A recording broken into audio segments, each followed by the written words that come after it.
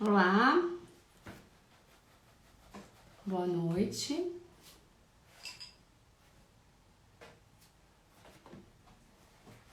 Como faz o convite aqui no sinalzinho de mais?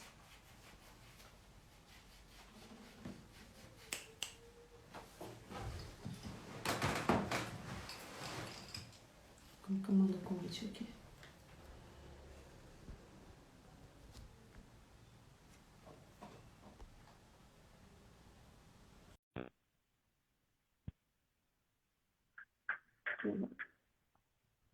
Olá, doutora Raquel, já mandei o convite.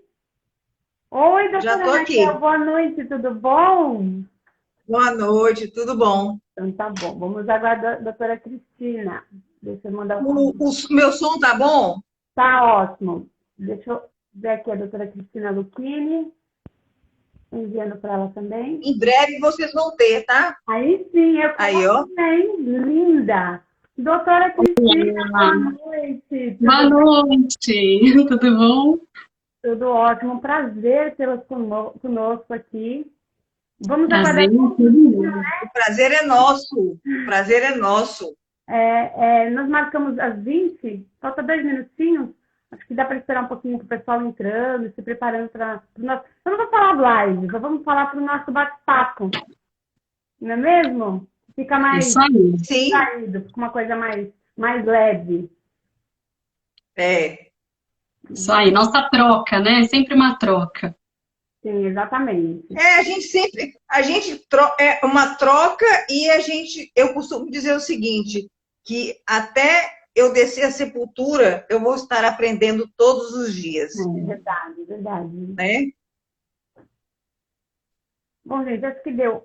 Acho que falta 1 minutinho. Acho que a gente já pode começar. Tem 5 pessoas. O que vocês acham de começar? Mas espera mais um pouco. Fica a critério de vocês. Eu tô à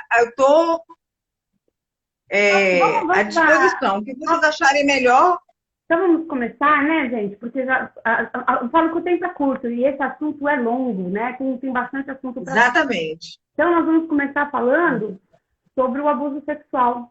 A gente está no mês laranja, né? O mês de maio, que é o mês contra o abuso e exploração das crianças e adolescentes, né? Então é um tema muito importante que nós vamos abordar hoje. E quando a gente fala em abuso, a pessoa pensa só no abuso sexual, mas a gente está se deparando com vários tipos de abusos ultimamente, né? Abusos contra as crianças, violência psicológica, né? A gente viu o caso do menino no barril que chocou o país, né? Mas quando a gente fala do abuso sexual, a pessoa pensa logo no estupro, que é aquele previsto no 217A, o estupro de vulnerável. E aí eles falam só da penetração. Gente, estupro não é só isso. A gente tem que lembrar dos atos libidinosos, não é mesmo, doutora? Beijo, passar a mão, constranger a criança a um ato sexual, assistir um vídeo pornográfico. Então, a gente tem que estar atento a todos esses detalhes. Boa noite para quem está entrando e nos assistindo aí. Então, o que nós estamos nos deparando? O problema que está acontecendo é que nós temos o dever, eu vou falar nós, porque eu sou mãe, as senhoras também são mães, mas nós temos que lembrar, a gente vai tentar tratar. Não, eu não sou mãe, não, tá? Ah, não, mas tudo bem. Não. Mas cuida também da infância protegida, cuida bastante É mãe de Sim, vários, é sim. mãe de de coração de vários. várias Muito. De crianças, muitos. várias crianças. Então, gente, o que está acontecendo? O problema é que a criança, quando ela é abusada, nós, os cuidadores, eu vou falar cuidadores, porque quando fala mãe, pai, a gente pensa sempre no abusador, ou pai, o padrasto. Lembrando que o abuso sexual ele sempre ocorre dentro do âmbito familiar, sempre com alguém de confiança, alguém da família, na maioria das vezes, daquele que a gente menos desconfia, não é mesmo? E aí, quando essa pessoa que nós temos o dever, por lei, de denunciar, está até previsto no artigo 227 do ECA, dever de cuidar, de zelar daquela criança que é vulnerável, né? Quando a mãe, o pai, o cuidador vai fazer essa denúncia, eles estão sofrendo um processo de alienação parental. E é essa criança entregue nas mãos do abusador. Isso tudo porque o que eu observo na minha prática jurídica, né? Nós temos visto laudos, na maioria os laudos vêm negativos. Por que isso? Nem sempre tem a penetração. Eles são espertos, eles são ardilosos, eles já sabem disso. Quando eles veem que começa a machucar, eles param. Então, nem sempre tem a penetração. Às vezes o abuso se deu por um beijo, por uma passada de mão, como eu já falei anteriormente, ou até mesmo no sexo anal, que eu já peguei laudo, que veio negativo, e a criança houve o abuso sexual. Mas por que vem negativo? Porque isso já está constatado, tem vários livros de medicina legal, que o sexo anal nem sempre precisa haver a ruptura das pregas para que ele tenha ocorrido. Mesmo que ele tenha ocorrido, às vezes o laudo vem negativo. E esse laudo vai para o judiciário, sob a alegação de uma alienação parental do outro lado. Peraí, só um minutinho. Desculpa, doutora. Então, o que acontece? Quando esse laudo chega na mão do juiz, o juiz vê uma alegação de relação de sexo anal, onde o laudo é negativo. Aí, o que a parte adversa vem? Olha, o laudo está negativo. Então, não houve o crime. E ele já vem com alienação parental. Então, o que é importante nesse ato? Os estudos psicológicos. Mas o que está bem? As crianças não estão sendo ouvidas nesses estudos psicológicos. Tem laudo sendo feito por médicos de especialização em geriatria e que nunca sequer falaram com as crianças. Nunca sequer tiveram contato com as crianças. Então, doutora, a gente está vivendo uma situação muito complicada. E eu queria entender tudo isso. Né? A Laura, a mãe da Laura, ela publicou um vídeo da resistência da menina e foi entregue para o pai. Né? Esse vídeo também repercutiu as redes sociais e chocou a todos.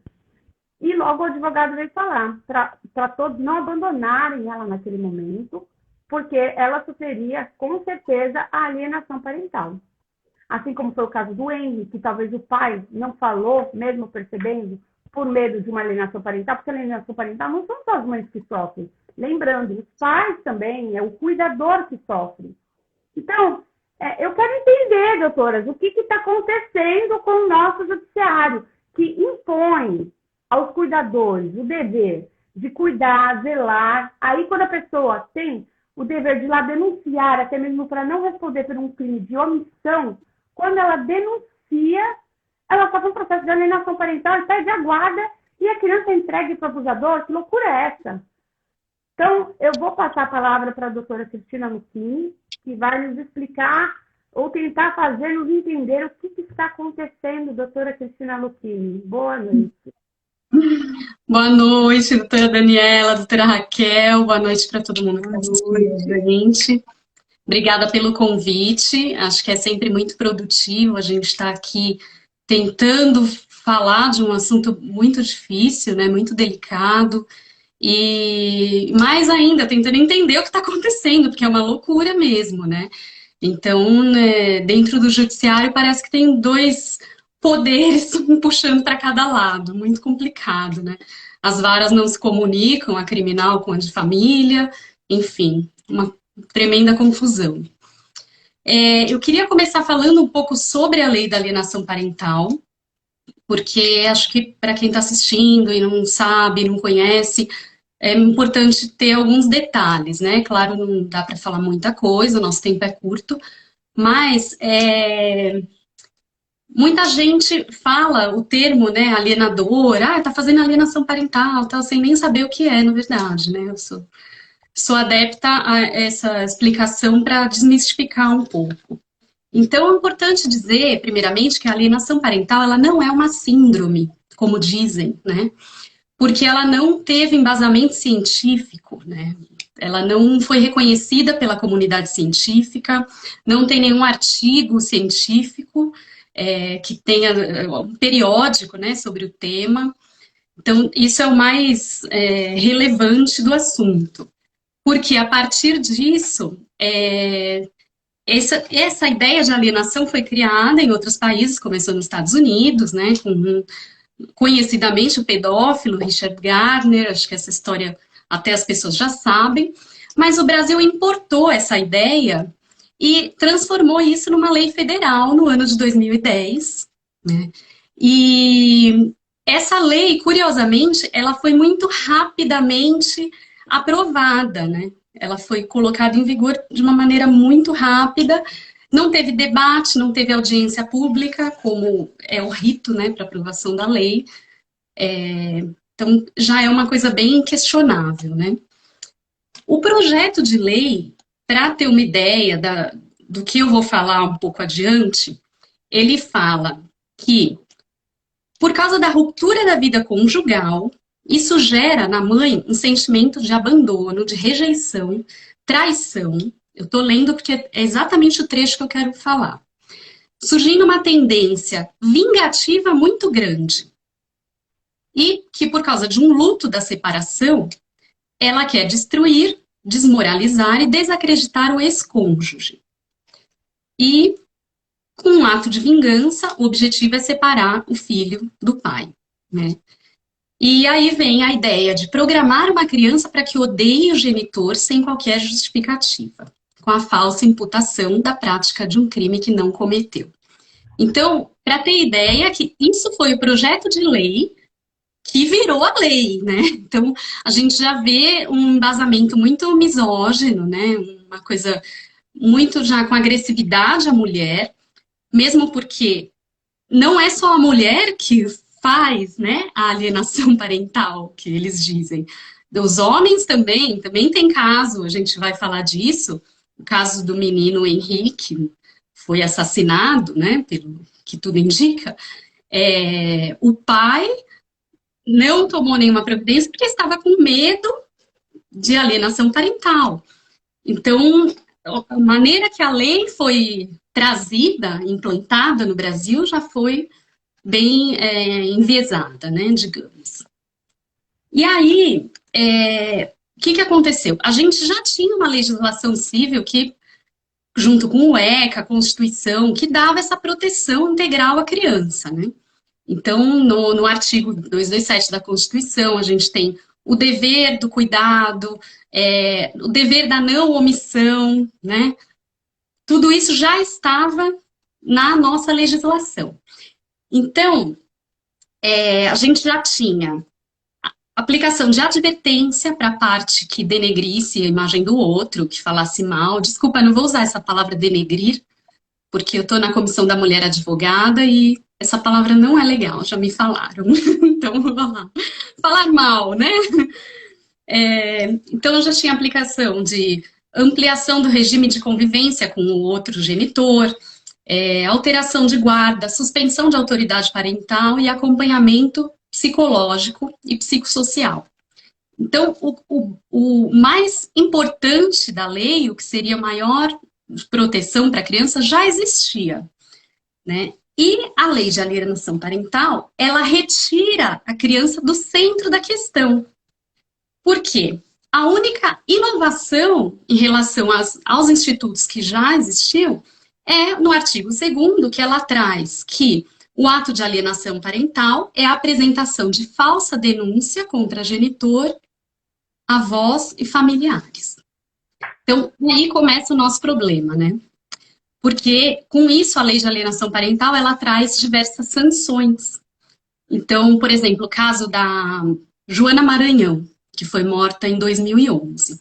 É o primeiro caso gritante que a gente ficou sabendo de alienação parental. A mãe denunciou uma suspeita de maus tratos por parte do pai, né, do genitor, e ela sofreu um processo de alienação parental. A menina foi afastada da mãe por 90 dias, e dentro desse período, a menina foi morta, né? No laudo do IML, diversas hematomas e, enfim, assim como esses outros casos que a gente vê. E aí, a lei de alienação parental é onde a criança perde sua condição de sujeito de direito. Então, isso é mais técnico, né, para quem está assistindo, mas é muito importante. E ela sofre uma revitimização. ela traz associação do genitor denunciante como alienador. Então, isso a gente ouve muito das pessoas que sofrem, né, com essa lei de alienação, de serem chamados de alienadores, o dedo apontado. E também uma das coisas, das inovações, é um tratamento psicológico compulsório. Quer dizer, isso fere a tua liberdade. A liberdade é um princípio constitucional. Eu tenho a opção de não querer fazer o tratamento, mas essa lei me obriga a fazer. É como uma transfusão de sangue para uma pessoa que é testemunha de Jeová. A pessoa pode escolher não fazer, né? Mas afeta mais um princípio constitucional, quer dizer. E sem contar o mais grave de tudo, na minha opinião, que é colocar a criança em risco, porque você pode estar entregando a criança para o suposto abusador, violentador, enfim. Com isso, toda essa repercussão que a gente tem, todo mundo perguntando por que o pessoal é contra, por que é a favor. Então, assim, o que eu trago é que essa lei, ela efetivamente não protege a criança. Então, se o intuito é a proteção, não vá pelo caminho de alienação parental. Porque a alienação parental, ela só gera mais conflitos, mais discórdia, e vai deixar a criança cada vez mais afetada com tudo isso, né? A gente tem hoje um trâmite, uma ação direta de inconstitucionalidade.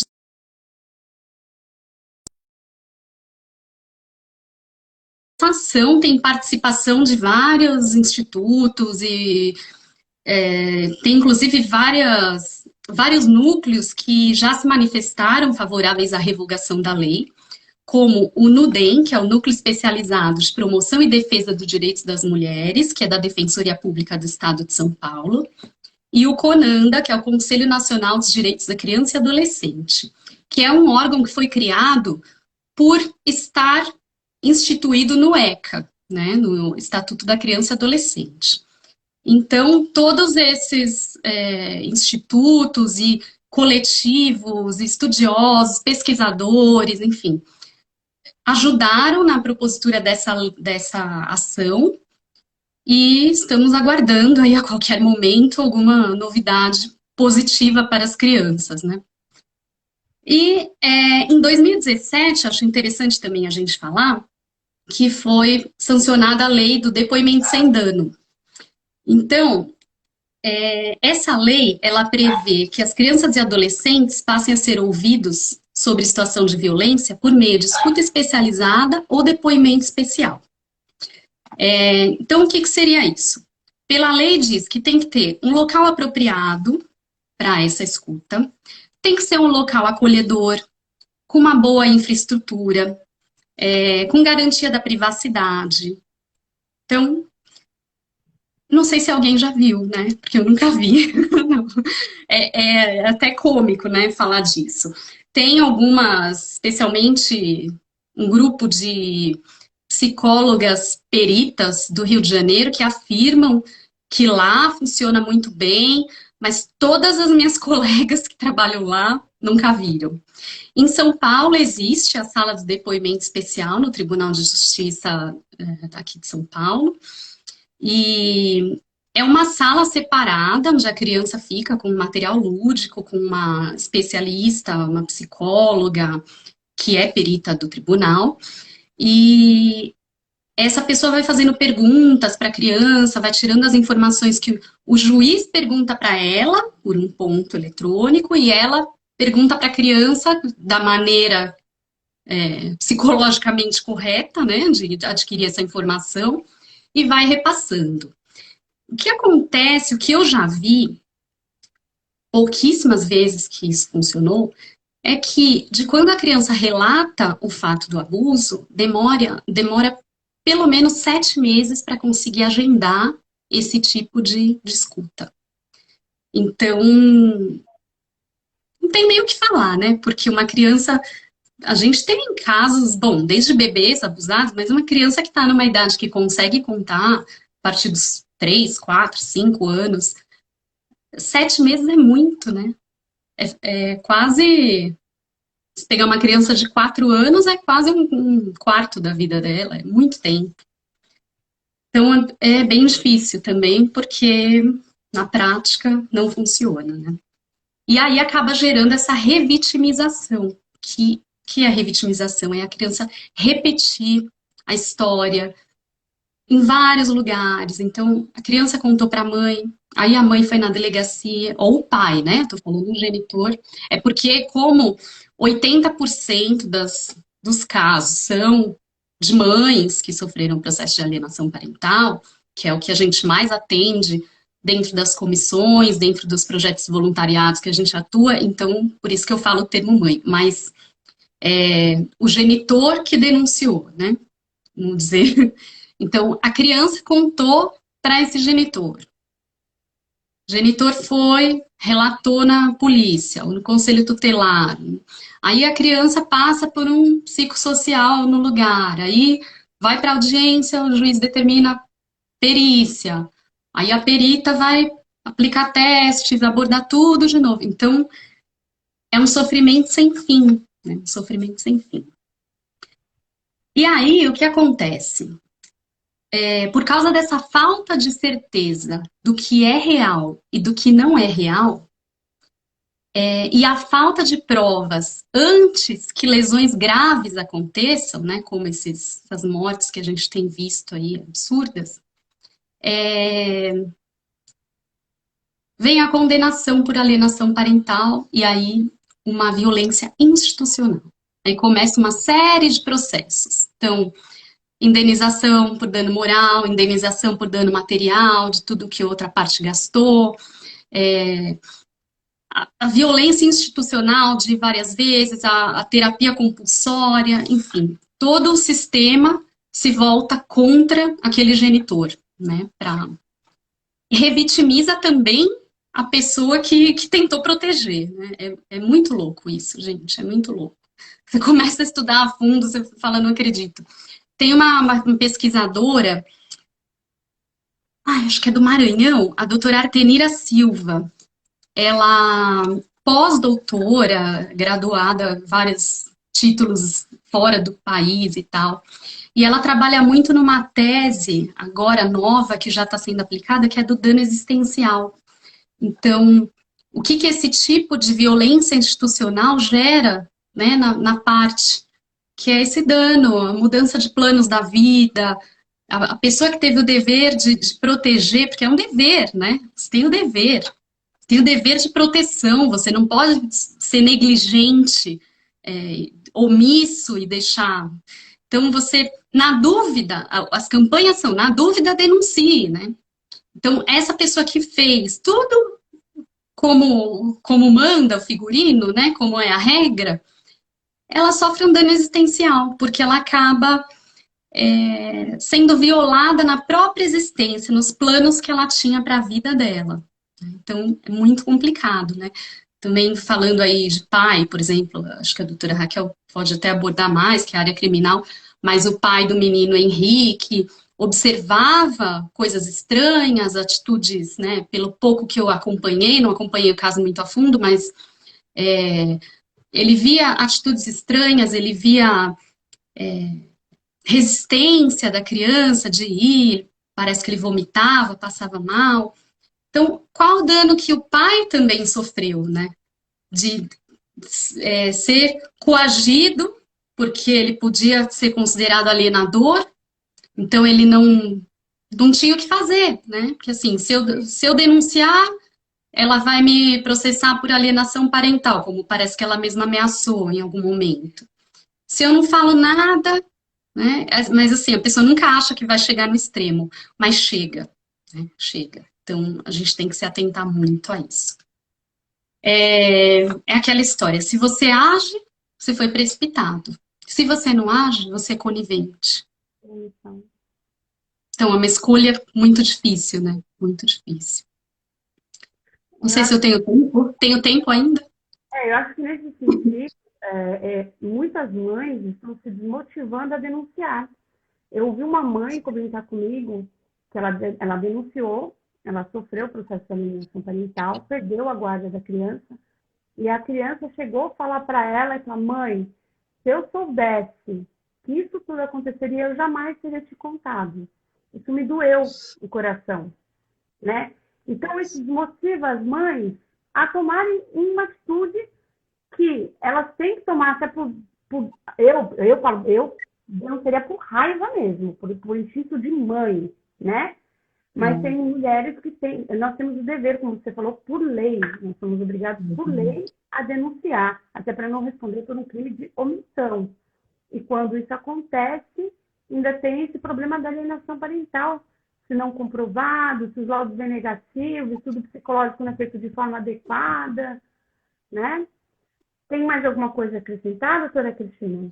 Eu só queria comentar que nesse ano já saíram duas matérias bem relevantes sobre alienação parental. Uma foi no lacesta.com, que é um jornal, um site importante da Espanha, né?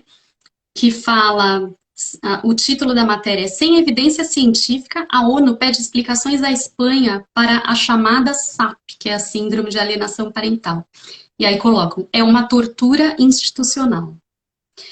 E uma outra matéria que saiu 29 de março na Forbes, dizendo alienação parental como defesa contra alegações de violência doméstica e abuso sexual infantil. Então, nosso tema aqui é sobre o abuso infantil, mas também para deixar claro aqui que, como eu falei no início, o surgimento da lei, ele vem numa base misógina, né? Um texto do projeto de lei que é totalmente contra a mulher, hoje está sendo visto que está sendo aplicado ao homem também, mas que é importante falar que também, nos casos de violência doméstica, está sendo usado como defesa, né? Então, é muito delicado, muito difícil a situação. Sim. E nós temos também a doutora Raquel Andrade aqui. Boa noite, doutora Raquel. Um prazer. Boa noite, doutora. Boa noite, doutora Cris. Boa noite, doutora Daniela. Doutora Raquel, quero fazer uma pergunta para a senhora. Nós temos visto aí, como a doutora Cris contou para nós mesmos, nós temos visto nas redes sociais, muitos casos de crianças sofrendo a violência doméstica, o abuso físico, né? Como eu mencionei no início do vídeo, o menino encontrado no barril, o caso da Laura, o caso do Henry, né? E tudo hoje está sendo rotulado como acidente doméstico. O que a senhora tem a nos dizer sobre isso? E essa situação tem sido recorrente, sabe? Hoje mesmo eu acompanhei essa questão em Samambaia, no Distrito Federal. Uma menininha chamada Yasmin, que faltavam 3 dias para ela completar 1 ano, ela morreu e o pai e a madrasta, a mãe e o padrasto chegaram no hospital e disseram que foi um acidente doméstico. E eu pesquisei, olhei, eu fiz até as anotações que estão no laudo cadavérico. 5 hematomas no pescoço, supostamente causados por dedo, hematomas na parte frontal da coxa, lesão no olho direito, fratura nas costas, no crânio e no ombro, ferida nas nádegas com resquícios de fezes. E o delegado afirmou, mataram Yasmin. Então, assim, a gente não sabe o que acontece dentro do lar. Nós não temos Big Brother, né, para saber. Mas essa questão da desculpa de que foi um acidente doméstico está virando moda, e uma moda maléfica, que levou o Henry e levou outras crianças, e o caso da Yasmin, que inclusive o Ministério dos Direitos Humanos foi chamado para ter ciência desse caso, para acompanhar e para poder tentar aperfeiçoar as políticas de proteção à criança para que isso pare de acontecer, né? E só fazendo um gancho no que a doutora Cris falou desculpa chamar a doutora de Cris, eu sou mais velha que você, então vou falar doutora Cris. O pai do menino Henry, ele chegou como ele demonstrava pânico e agitação, ele demonstrou sinais de que não queria voltar para a casa da mãe.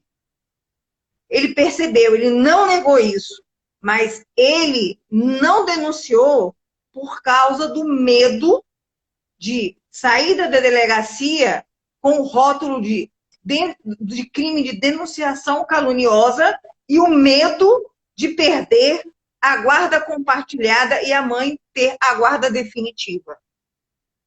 Isso, assim, eu imagino que ele não esteja conseguindo dormir, porque ele pode pensar assim, eu poderia ter tentado, mas se eu tentasse, eu acho que ele vai viver a vida inteira com esse dilema, esse sofrimento, né? E fora Yasmin, fora o Henry, muitas outras crianças têm passado por isso. E eu queria até dizer o que eu sempre digo nas lives, que isso também tem, no contexto familiar, isso também é devido ao... Eu vou usar o termo rodízio, que eu sempre falo. É o rodízio de padrastos e madrastas. E a questão de não saber a origem de quem você está colocando dentro de casa, sendo que você tem um menor, sendo que você é garantidor desse menor. Então, assim, a gente tem que lutar e bater sempre nessa tecla. Não é uma questão de, tá falando demais sobre isso. Não, isso é necessário. Se for preciso, a gente fala de manhã, de tarde, de noite. E se deixar, a gente ainda grava de madrugada para quando a pessoa acordar no outro dia, assistir o que a gente falou. Porque isso é muito sério. E isso está virando uma moda e uma moda maligna. E, como as doutoras disseram, nós temos a sociedade, a família e o Estado têm o dever para com as crianças. E não só o artigo 227, né? Mas o artigo 5º, o 4º e o 5º do ECA também falam sobre isso. Então, é complicado denunciar? É complicado denunciar. A gente até fica pensando, como que uma mãe vai denunciar, como que o pai vai denunciar, sem correr o risco de sofrer essa suposta situação de sair como o denunciador calunioso, né? Ou a denunciadora caluniosa. Mas eu acho que é um risco que é necessário correr.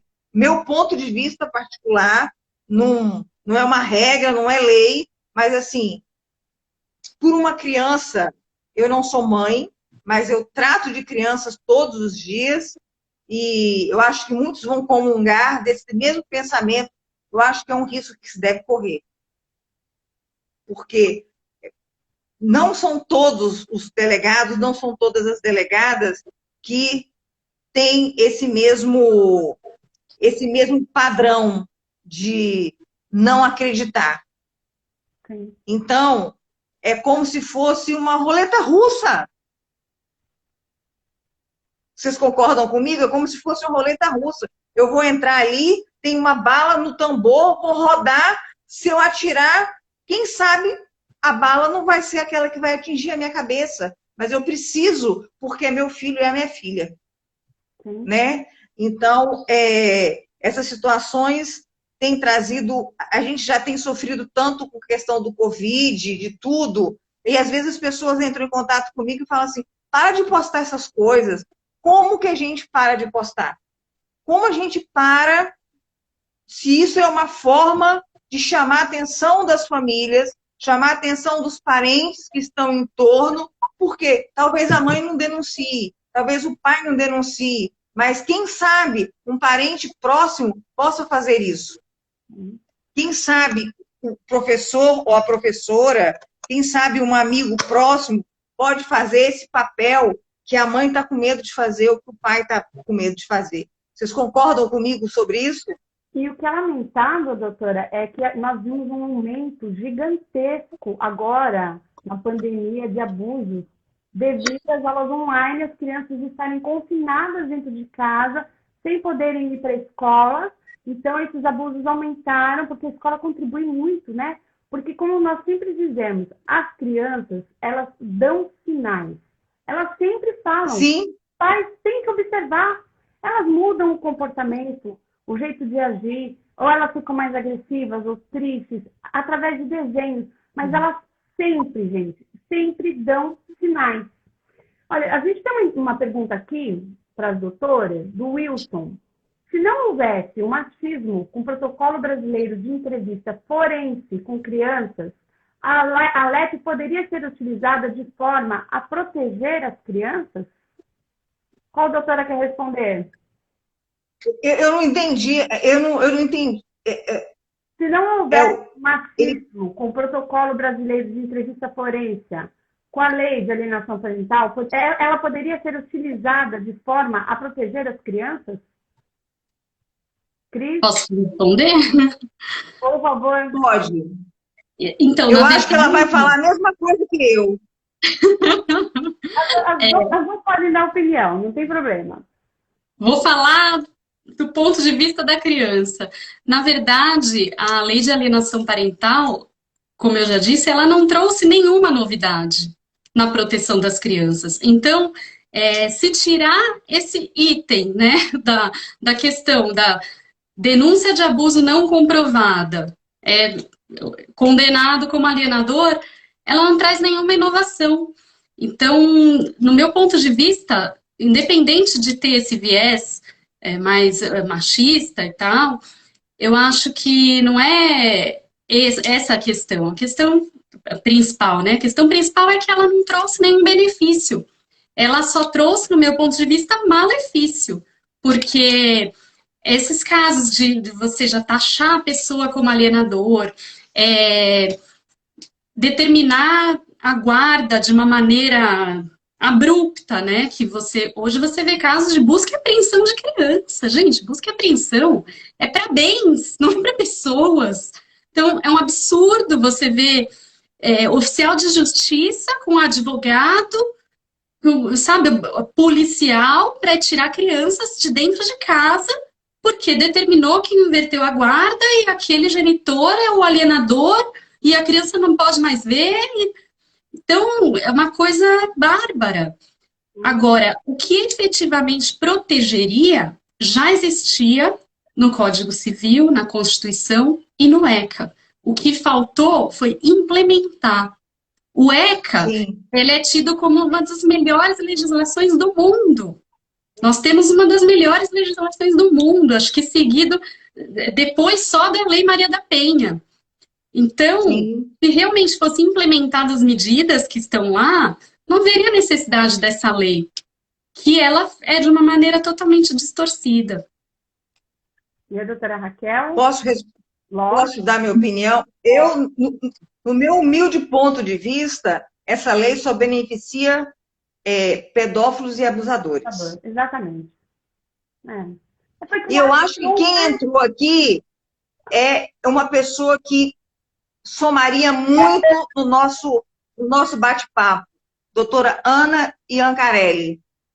Doutora Ana, boa noite. E eu acho que a gente podia depois fazer uma live com ela também, porque ela, assim, o jeitinho dela de falar, mas ela mostra o que é realmente essa lei da alienação parental e a necessidade urgente dessa revogação dessa lei. Sim. Ela fala muito bem, inclusive, se me permite, Dani, só uma parte aqui. Doutora Ana fala maravilhosamente bem, entre tantas coisas, sobre a questão da implantação de falsas memórias, né? Porque quando é feito o laudo de que a criança está sofrendo alienação parental, o outro está difamando, está isso, está aquilo, fala que tudo aquilo que a criança relatou foi implantação de falsas memórias, quer dizer, de tanto falar, Ah, você lembra, tal. E a doutora Ana fala maravilhosamente que isso não existe, que uma criança não vai relatar aquilo que ela não vivenciou. Uma criança que sofreu um abuso, a gente tem que houve ejaculação e a criança sentiu o gosto e ela relata como era o gosto, como era a textura, como era o cheiro. Isso não pode ser implantado na memória dela. Então, a doutora Ana é assim, tiro meu chapéu, é uma pessoa, além de ser um ser humano maravilhoso, é uma excelente profissional. Sim. Com certeza. Gente, tem aqui uma observação do coletivo Mães na Luta, que fala: a juíza Cristiana do Tribunal de Justiça do Rio de Janeiro disse em entrevista que há homens galantes que só se aproximam de mulheres com o objetivo de acesso às crianças. Isso eu já tinha escutado também, que existem... Eu também já. Já ouviu falar? Desculpa, eu não entendi, cortou uma parte. Não sei se Há homem que... carregou meu fone, tá? Existem homens galantes que se aproximam de mulheres só com o objetivo de acesso às crianças. E não é só isso. Eu também já ouvi relatos de casais homossexuais. Não vamos generalizar todos, a gente não é contra nada. Claro. Assim, alguns deles se aproximam da mulher até ela conseguir gerar a criança, ter filho para ele pedir a guarda e eles poderem terem os filhos. Isso também, por mais absurdo que seja, também está acontecendo. Não sei se as doutoras já tinham escutado falar algo semelhante. Sim, e é o modus operandi do doutor Jairinho. Ele só se relacionava com mulheres que tinham filhos. Sim. Né? Exatamente. Todas as crianças que passaram relatam que sofreram violência dele. Vai se saber se também sofreram violência sexual, não é mesmo? Sim. Nós não sabemos.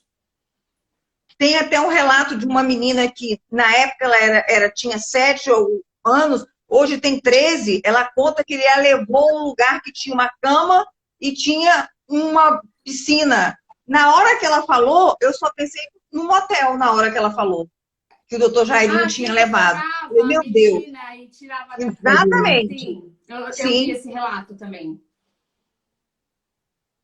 O que a gente está vendo é que as crianças estão sendo... Falam que a palavra da vítima pesa muito, mas as crianças estão sendo desacreditadas. Elas não estão sendo escutadas pelo judiciário. E isso é muito complicado. E nós estamos falando de crianças que sabem falar, né? Se expressar. E aquelas que não sabem se expressar, que têm a deficiência intelectual, né? Os bebês de colo, que ao invés Sim. de ser protegido pela mãe, são abusados no colo da mãe, que nós já ouvimos diversos relatos. Como fazer essa denúncia? Olha que situação, a que ponto que nós estamos chegando, doutoras. É muito revoltante tudo isso, não é mesmo? Então, o que nós estamos vivendo um mundo muito difícil. Vivendo no apocalipse. Exatamente. Então, o que eu quero perguntar agora para as doutoras, assim, como nós já falamos, tudo isso acaba, às vezes, desestimulando o genitor, a genitora, o cuidador da criança de fazer a denúncia, com medo da perda da guarda. Disso tudo que vocês falaram acontecer. Traumatizar mais a criança, trazer mais danos para a criança. Então, qual seria o conselho? Como proceder diante dessa situação? Você tem o dever de cuidar, você tem o dever de zelar, você se depara com essa situação, você denuncia e ainda pode sofrer tudo isso. Que conselho vocês dariam? Porque às vezes o vizinho não viu para poder denunciar. Então, como proceder diante dessa situação? Doutora Cris, quer falar primeiro? Tanto faz. Então, é a pergunta de $1 milhão, né? Exatamente. É mais difícil. Entendeu? É a pergunta de $1 milhão, porque se você não denuncia, você está talvez deixando seu filho na mão do abusador. Se você não denuncia, você pode responder por um crime de omissão. Você pode até responder como sendo conivente, né? E se você denuncia, você vai fatalmente ser condenado como alienador, né? Alienadora. E aí vem toda a violência institucional. Então vem danos morais, porque o outro, coitadinho, não fez nada, né? Você não tem prova. Na verdade, todos os laudos que a gente tem aí acompanhado dos casos, eles saem inconclusivos. Um laudo inconclusivo, ele não significa que não aconteceu. Só que Sim. o judiciário olha aquilo e fala, não aconteceu. Então, Inconclusivo ou negativo. Geralmente é exatamente, exatamente. Então você vai sofrer os danos morais, danos materiais, porque nesse meio tempo o coitadinho, né? O genitor, coitadinho, a genitora, coitadinha, né? Gastou com perícia, gastou com psicólogo, enfim, vem uma lista gigante. Aí você responde criminalmente por calúnia, injúria, difamação, dependendo do que eles conseguirem encaixar. Denunciação caluniosa, porque nesse meio tempo você fez boletim de ocorrência, eventualmente faz mais de um, então entra crime de denunciação caluniosa. E é um processo sem fim, né?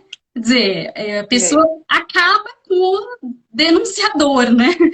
Com quem tem o dever de proteger, ele acaba arrasado financeiramente, psicologicamente, destrói a família, destrói os vínculos. E o pior, perde o filho e entrega para o abusador. Né? Então, assim, como fazer? Né? Me revolta um pouco, muito, na verdade, me revolta essas campanhas de denuncie, denuncie, denuncie. Eu sou a favor, eu acho que tem que denunciar, só que como denunciar? Isso não é falado como denunciar. Então, o pai do Henri vai lá na delegacia, olha, eu vim registrar que meu filho sofreu agressão. Ah, tá bom, nós vamos fazer um exame, registro, bonitinho, vai fazer o exame, chega lá o laudo, ah não, mas isso aqui não quer dizer nada, teve um outro quebrado, teve não sei o que, mas não quer dizer. Tá bom, aí vai responder por alienação parental e tudo isso. Então, qual que é o caminho, né? Qual que é o caminho? O caminho é ele não denunciar? Não, né? Ele tem que proteger o filho. Então, o caminho são os meios alternativos, é o que a gente está buscando hoje. Então, eu estou ouvindo barulho, não sei de onde vem. Eu também estou ouvindo. Meio pipocando, mas aqui não tem nada, só tem um cachorro latindo de vez em quando. Obrigada também. Meu quarto está silencioso. Vamos lá, tá dando para ouvir a voz no fundo, tá bom. Então, o que acontece? Ele vai entrar nesse ciclo, né? Ele vai acabar sendo violentado pelo sistema, o pai ou a mãe, quem fez a denúncia, e não resolveu o problema, porque a criança é exposta. Então, a ideia é fazer a denúncia de uma maneira que o genitor não se exponha. Então, por isso, a gente tem que levar essa informação para escolas, trabalhar com conselho tutelar, trabalhar com psicólogos infantis, com toda a rede que possa dar esse suporte, esse atendimento, para não cair toda essa responsabilização no genitor, porque é uma sucessão de violência, né? Sim. Eu concordo com a doutora Cris e... Cortando um pouco. Eu te cortei, doutora? Desculpa. Não, tá cortando o som, mas agora eu tô te ouvindo de novo.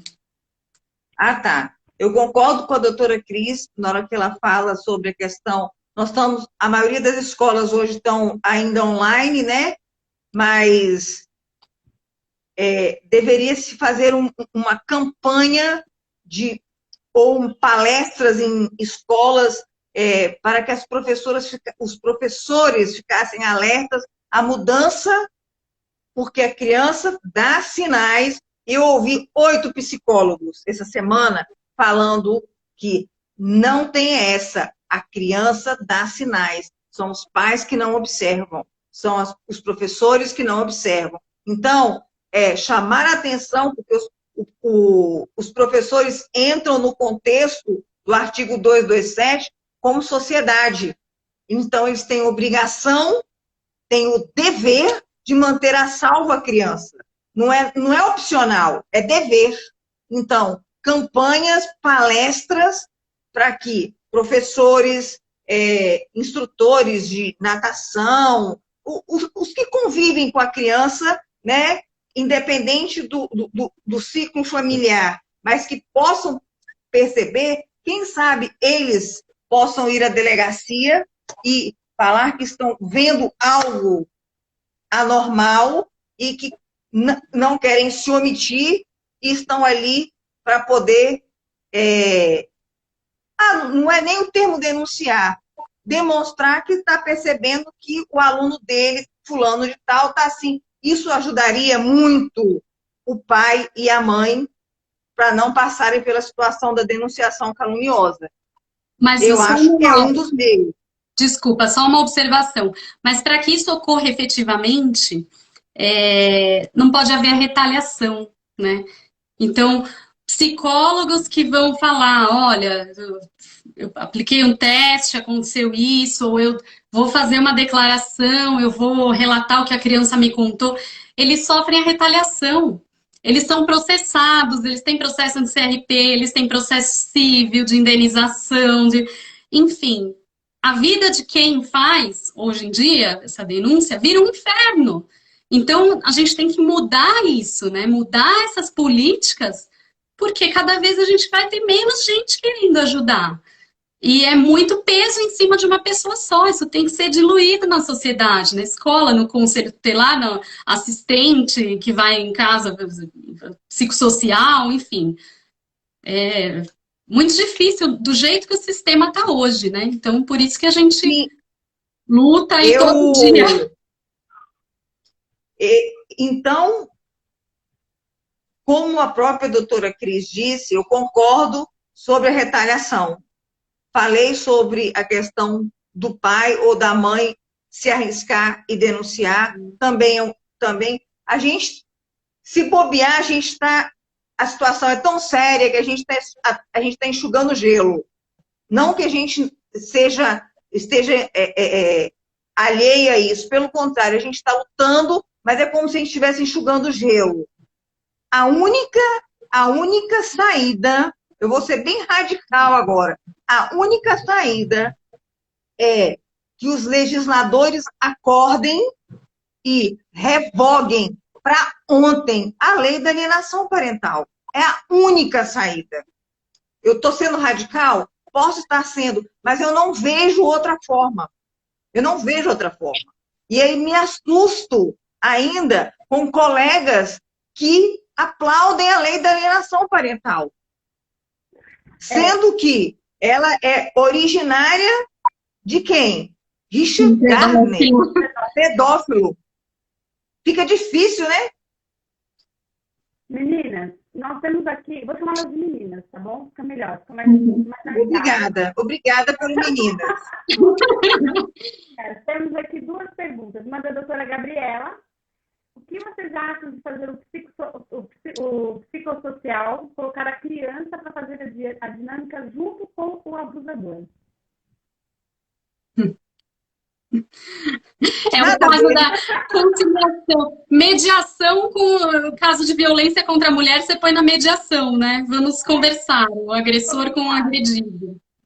Você vai fazer uma cariação e o cara já previamente já avisou que se você abrir a boca e falar a verdade, eu vou fazer alguma coisa contra você. E aí? Já acho engraçado. Olha, a testemunha vai depor, o juiz pergunta, você quer depor na frente do réu? Aí pois não, é. o réu sai. E o adulto tem esse direito, por que a criança... Exatamente, por que a criança tem que falar na frente do abusador? A gente já tem caso, desculpa, a gente tem um caso que a criança foi fazer uma perícia no IMESC, ali na Barra Funda, e foi levada pela denunciante, né, a genitora. E assim, a criança empoderada, assim, não, vou contar e tal. E aí chegou na porta do IMESC, estava o genitor esperando. O que aconteceu? A criança não abriu a boca. Então, imagina Lógico. junto, né? Imagina colocar junto. Não tem menor cabimento. É o caso do depoimento sem dano. Quer dizer, existe a lei, já existe a lei. Existe a Não sala de funciona, mas depoimento ela sem já dano, né? existe, né? Sim. Existe. Por que não utilizam a sala de depoimento sem dano? Por que não usam? Não tem, né? Não tem sala especializada, não tem profissional, não tem dinheiro para investir. É muito difícil. Eu acho que não é nem não tem. Eu acho que é falta de interesse de fazer com que isso funcione. Sim. Eu sou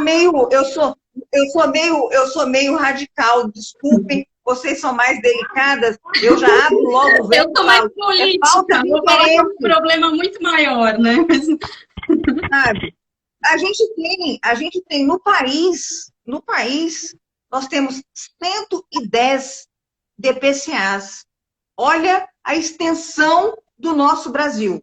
110 DPCAs. Uma vergonha. Isso é uma piada. É.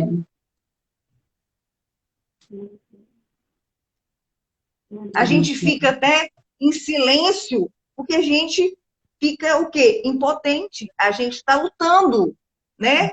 Mas não depende da gente. Depende de quem está lá em cima. Então, eu vou fazer igual a juventude, já que eu já tenho 50, vou fazer como a juventude. Hashtag revogação da lei da alienação parental já para ontem. Sabe? Eu não aguento mais ouvir mães ligando, chorando. Pais que ligam chorando para mim. Eu vi aquele vídeo da Laura, eu comentei, né? Voltando, vi aquele vídeo da menina chorando. E uma mãe comentou, doutora, iguais a esse vídeo, existem vários no judiciário. E as crianças... Vários. Eu participo de grupo que eu recebo isso todo dia. E é o que eu falei da busca e apreensão da criança, né? As crianças são arrancadas do colo do outro genitor, que não quer ir. Não quer, mas tem que ir. Porque se não for, você está alienando. Então, é muito complexo, mas é muito triste. É muito triste colocar as crianças nessa situação. Chega a ponto da criança vomitar para não ir para a casa da mãe, como o Henry fez. Exatamente. Né? Doutora, a Sara Baila Luciana, ela falou que vocês acham dos abusadores poderosos que coagem as pessoas que elas denunciam os abusos, percebem os abusos e denunciam. Tudo, né? É o que a gente tem visto diariamente. Eu não consegui entender a pergunta. Os abusadores poderosos que agem coagindo as pessoas que percebem os abusos. Como Eles os poderosos coagem as pessoas que percebem o abuso, é isso, né? É a pergunta da Sara. Está perguntando como agir? A pergunta é como agir ou o que fazer? O meu áudio não... É o que a gente retorno de você... deles, né? A opinião das doutoras, desses abusadores poderosos que agem coagindo as pessoas que percebem os abusos. Olha, isso existe muito. Tem gente que acha que os abusos só ocorrem nas classes de poder aquisitivo mais baixo. Pelo contrário, eu costumo dizer o seguinte, o pedófilo, o abusador, ele usa toga, ele usa batina, ele usa o quipazinho de rabino, ele usa terno, gravata e bíblia debaixo do braço, ele usa... E outra coisa, eles são profissionais, eles não são desempregados. Eles procuram trabalho junto, o trabalho ligado a algo que a criança tem a necessidade de estar por perto e ganha confiança dos pais. Eles são poderosos? Eles são poderosos. Mas a gente não pode desistir. Eles coagem sim, eles ameaçam sim. Eu já ouvi diversas ameaças. Eu já fui ameaçada por telefone e Instagram fake. Eu não desisti. Porque se a gente for desistir, o que a gente vai fazer? Nós somos as únicas vozes que as crianças têm. Mas é um ponto sério. Realmente, eles coagem mesmo. E se eu tivesse medo, eu teria parado há muito tempo. Agora, algumas pessoas realmente, por medo, por serem mais simples, não entenderem, elas vão recuar e não vão falar o que viram ou o que sabem, né? Isso aí é uma questão até mesmo de entendimento, cultura e de questão de consciência. Hoje eu li que o Jairinho ofereceu dinheiro para babá mentir.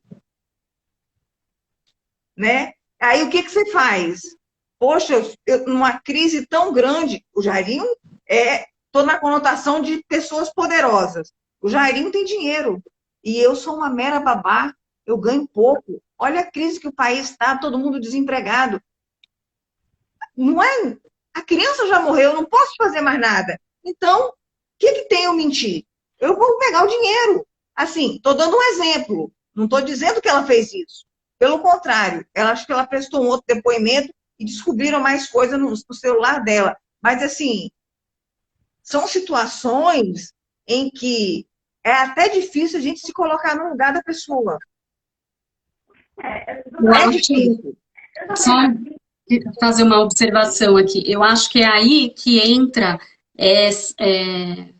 o esforço do nosso estudo, do nosso trabalho, como essa tese que eu comentei da doutora Artenira, do dano existencial, embasado nessa violência institucional. Então, eu acho que é mover esse tipo de ação colocando tudo junto, porque a mãe que denunciou foi processada em várias esferas, a psicóloga que atestou foi processada em várias esferas, todos os profissionais que atenderam e que apoiaram foram processados, perseguidos.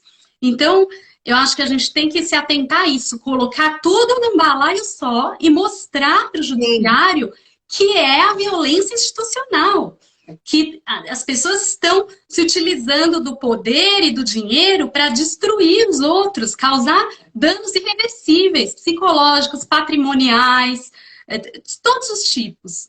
Então, eu acho que esse tipo de movimento é necessário, é importante, a gente tem que ter mais gente que conheça do tema, que ajude a estudar, a implementar isso, porque é a nossa única alternativa. Vai revogar a lei de alienação parental, mas na hora que você fizer a denúncia, mesmo que não seja mais alienador e tal, ainda tem a possibilidade de todas essas ações contra a pessoa. Mesmo na esfera civil, na esfera criminal, denunciação caluniosa, enfim, no meio de um litígio, de uma guarda, o pai não entregou a criança no dia que tinha que entregar, a mãe vai lá, faz um BO. Aí a mãe fez não sei o quê, o pai vai lá, faz um BO. Então, isso vira uma denunciação caluniosa para uma parte, para outra. Sim. Então, eu acho que a gente precisa de pessoas estudando, falando e se juntando em prol das crianças. A gente tem que fazer a verdadeira rede de proteção nacional, a gente tem que juntar ideias, entendeu? E não é só falar não, doutora Cris, a gente tem que gritar. A gente tem que gritar. Oi? Gritando, eles estão escutando. Eu não te ouvi. Vamos fazer barulho de alguma forma, mas a gente tem que se unir, cada um tem uma ideia aqui, e a gente, de alguma forma, isso tem que ser parado. Sabe? Eu já tenho enviado alguns ofícios a Brasília, falando sobre a questão da necessidade da revogação da lei, mas assim, eu não quero ser uma voz sozinha. Eu sei que eu tenho a doutora Cris, a doutora Ana, eu tenho a doutora Daniela ali, e outros mais que podem se juntar à nossa causa, que é o bem-estar da criança e a gente pode fazer alguma coisa. No momento, talvez a gente não tenha o start, mas a gente já está fazendo, a gente está se mobilizando. O problema é que tem uma cegueira em algum lugar, que a gente sabe onde é, que a gente sabe que tem motivos e tem, lamentavelmente... gente, é só pegar um abençoado do papel, uma caneta e falar assim de hoje, essa lei fica revogada. Eu tô exagerando ou é só isso que está faltando? Não, tá certo. É só pegar o abençoado do papel, a partir de hoje, a lei tal, revogada. Afinal de contas, já foi revogada em todos os países, né? Só tem no Brasil essa lei. Gente, então, vamos fazer bonito. A gente tem que virar para esse pessoal do legislativo e falar assim, vamos fazer bonito. Vamos fazer como os outros. Não vão ficar fazendo o papel ridículo de sermos os únicos no mundo a continuar com essa lei que está destruindo crianças, que às vezes costuma a matar. Eu tenho situações de crianças abusadas por pai de menos de 2 meses, gente, que morre. Isso não chega a público, porque não pode chegar. Mas eu já vi.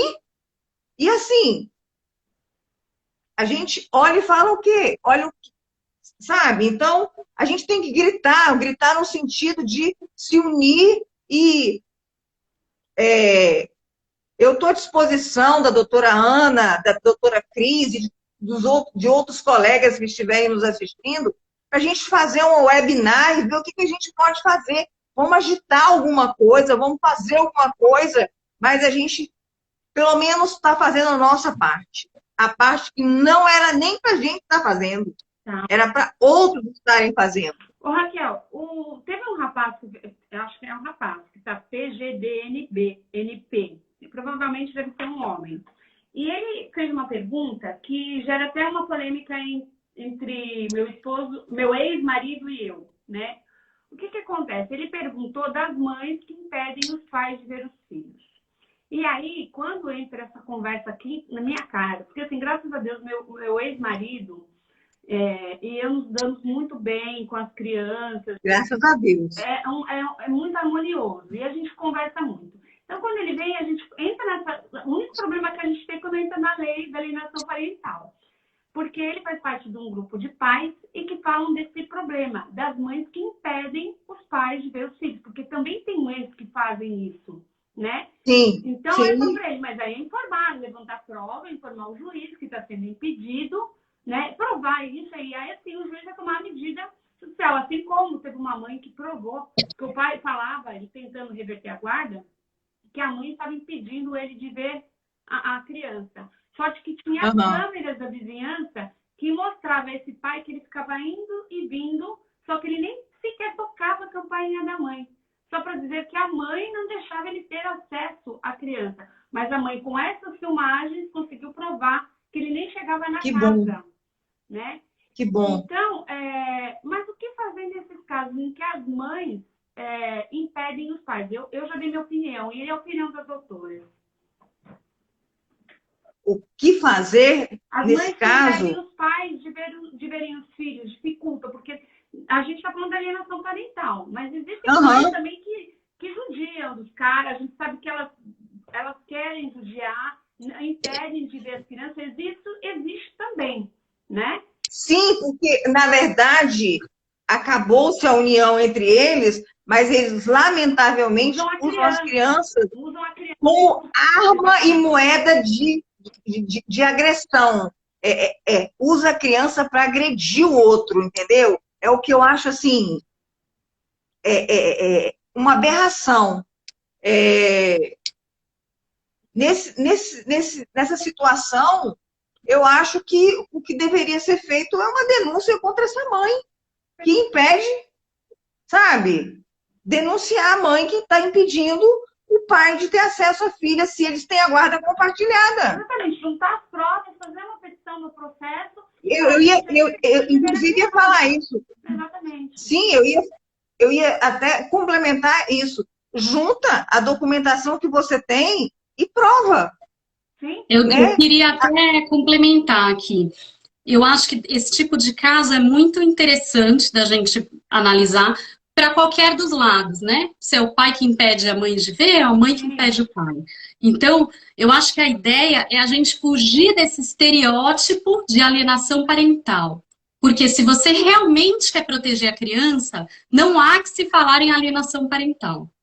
Você tem mecanismos no Código Civil para atuar de maneira a coibir esse tipo de atitude sem entrar em questão de alienação parental. Então, o fato de você fazer a prova, entrar, peticionar no processo, mostrando o que está acontecendo, o juiz tem opções de sanção para outra parte, sem falar em alienação. Então, ele pode dar uma advertência no primeiro momento, ele pode ampliar o regime de convivência com outro genitor, ele pode até determinar uma alteração de guarda, ele pode suspender a autoridade parental do outro, mas sem entrar na questão da alienação parental. Então, são os mesmos institutos, tecnicamente diferentes. Sim.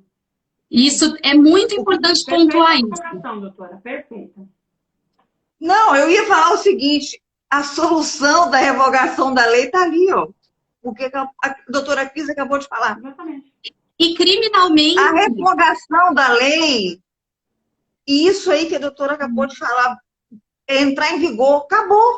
E criminalmente também, porque se o juiz te dá uma decisão que ele homologa a decisão, que tal dia tá com o pai, tal dia tá com a mãe, eu sempre oriento, quando eu atendo os casais e tal, até quando eu sou advogada dos dois, eu oriento a colocar o mais detalhado possível o horário que você pega seu filho, o horário que você entrega seu filho na casa do pai ou da mãe.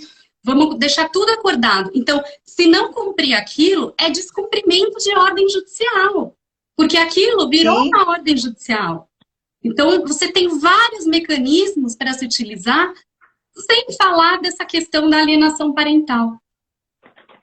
Que só piora, né? Só cria mais conflito e não protege a criança. Depois do que a doutora Cris falou aí, eu acho que quem vai fazer o decreto sou eu. Quem vai decretar, eu vou usar a prerrogativa do presidente da República, eu vou pedir licença e falar assim, o senhor me dá licença, eu posso? Porque só falta isso, gente. E deixar aqui, quem quiser acompanhar, o número da ação direta de inconstitucionalidade é o 6273. É só entrar no site do STF e você busca lá a ação e vê tudo que está sendo pleiteado, porque é uma ação... Ministra Rosa Weber, não é? É a ministra Rosa Weber, não é? Rosa Weber. É com a ministra? Isso. Exatamente. Eu acho que é isso, meninas. Eu acho que a nossa live está chegando ao final, mas passar as considerações finais, 5 minutos para a doutora Cristina, depois para a doutora Raquel, para concluirmos o nosso bate-papo, que foi muito bom. Doutora Cristina. Primeiro eu quero agradecer às colegas pela oportunidade. Eu acho que esse nosso trabalho conjunto, ele é essencial. Em mostrar para as pessoas como efetivamente pode acontecer essa proteção do direito da criança e do adolescente, né? A gente tem visto esse aumento absurdo de casos de violência, até virando morte, né? Então, acho que a gente tem que se unir, a gente tem que ter conteúdo para passar mesmo para as pessoas, e eu fico muito contente em ver muita gente acompanhando, muita gente depois me chama no privado para tirar dúvida, para perguntar. Eu fico sempre à disposição. É um tema que eu tenho um ímpeto, assim, eu falo que vem das entranhas, né, quando eu falo disso, porque eu sou mãe, mas mesmo quem não é mãe, eu acho que isso mexe, é uma coisa que mexe com o ser humano, né, a gente falar de proteger, quando você vê... Para quem não sabe, até a gente entrou no assunto aqui da menina Laura, mas para quem não viu, é um vídeo dela abraçada com a mãe no dia de visita do pai e tendo que ficar com o pai. Então, assim, ela sendo arrancada do colo da mãe para ir para a visita com o pai. Porque se ela não vai, a mãe é alienadora. Como acontece ao contrário também, a criança que quer ficar com o pai, como o caso do menino Henrique, a gente falou aqui.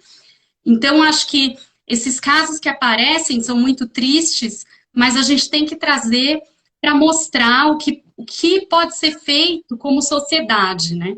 O que a gente pode fazer, que eu acho que o mais importante é essa rede de apoio, então, dos profissionais se ajudarem, as pessoas que fazem parte do círculo da criança estarem sempre atentas e se apoiarem, porque se a gente tiver medo, a gente não protege as crianças. Sim. Então, obrigada mais uma vez. Nós que agradecemos. Doutora Raquel?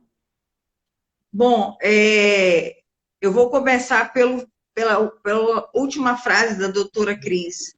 A gente não pode ter medo. E a gente tem que continuar a lutar pelo maior bem que nós temos na face da Terra, que são as crianças e os adolescentes, né? E eu me senti honrada com a live, eu agradeço e já me coloco à disposição para poder fazer parte aí da rede de vocês, porque eu quero que mais e mais colegas nossos se juntem e que a gente possa fazer a diferença, pelo menos, e que eu não sou mãe, mas eu tenho sobrinhos e eu cuido de crianças. A gente tem um instituto e a gente acaba olhando para a criança com um olhar materno também, né? E é muito importante abordar tudo isso, porque a live fica salva, a pessoa depois, não viu agora, vai poder ver depois, e vai começar algumas coisas que elas não sabiam, passam a ficar sabendo, e eu fiz questão da doutora Cris, porque eu sabia que ela ia ser excepcional no que diz respeito à revogação da lei da alienação parental, que não é a minha área. Os mais próximos a mim dizem que eu tenho sangue nos olhos e uma faca nos dentes, por causa que eu tenho penal nas veias, meu negócio é crime contra criança e adolescente, entendeu? Talvez a minha participação tenha sido um pouco menor do que a das colegas, mas podem ter certeza que o meu esforço e o meu amor pelo trabalho que eu faço, eu costumo dizer sem demagogia, o Instituto é a minha vida, é o meu filho, e é por ele que eu luto. E assim como a doutora Cris falou, a gente está à disposição no direct também, e a gente combina outras lives. Foi um prazer conhecer a doutora Daniela, pelo menos por enquanto, online, já faz parte do meu grupo, do meu seleto grupo de colegas no WhatsApp, e a gente vai se ajudando, e eu espero que as pessoas prestem atenção no que as crianças têm para dizer, porque elas emitem sinais, ou seja, verbalizando, ou seja, escrevendo alguma coisa, ou seja, de alguma forma, e mais um detalhe, elas não mentem. Sabe por quê? Eu tenho 50 anos e as minhas memórias afetivas de 5 anos, 6 anos, elas estão nítidas na minha cabeça. E graças a Deus é com um pai que foi extremamente protetor. Então, algum momento esse gatilho dessa criança, pode ser na vida adulta, ele vai ser acionado. Então, por favor, pais, parentes próximos, professores e pessoas que estejam ligadas, fiquem atentos às crianças, prestem atenção em algo que elas queiram dizer, porque com certeza, se elas estão querendo falar, é porque realmente alguma coisa aconteceu. E eu agradeço a participação e a paciência de todos conosco até agora, e eu tenho certeza que, de alguma forma, pelo menos para um ou dois, a gente vai ajudar. Pode ter certeza, doutora Cris e doutora Daniela, e eu estou à disposição de vocês sempre. A gente vai manter contato e vou falar, vou incomodar de vez em quando tiver um caso que alguém ligar para mim, eu vou falar, peraí que eu tenho gente de São Paulo para ajudar. Vou ligar e vou ser vocês. Muito obrigada, viu? Sintam-se parte do Instituto Infância Protegida. Muito obrigada a você e uma boa noite a todos. Boa noite. O que eu gostaria de dizer é, pais, cuidadores, vamos olhar com um olhar bem atento para as nossas crianças, porque esse tipo de crime deixa um trauma para o resto da vida. Como a doutora Raquel falou, que ela está com a memória boa com 50 anos, uma criança que é abusada, ela não vai esquecer jamais, né? A gente tem contato com idosos que sofreram abusos, apagaram da memória e foram lembrar agora depois de velhos. E para lidar com isso. Então, é muito triste o relato dessas pessoas. Então, é que nem a doutora Mariana conta a história daqueles 2 meninos que caminhavam na praia, não que eu esqueço dessa história, e tinham várias estrelas do mar na areia. E um deles ia devolvendo as estrelas do mar para a água. E um falou assim, mas você não vai conseguir salvar todas. Ele falou, mas se eu conseguir salvar uma, eu já estou feliz. E é assim que nós temos que agir. Gente, vamos lutar. Mesmo que seja salvando uma criança, já estamos cumprindo o nosso papel. Tá bom? É esse nosso recado. Adorei fazer um bate-papo com vocês. Obrigada. Mais lives como essa. Também. Obrigada. Boa noite, fiquem com Deus. Obrigada. Obrigada. Boa noite. Deus abençoe vocês. Obrigada. Até mais, tchau.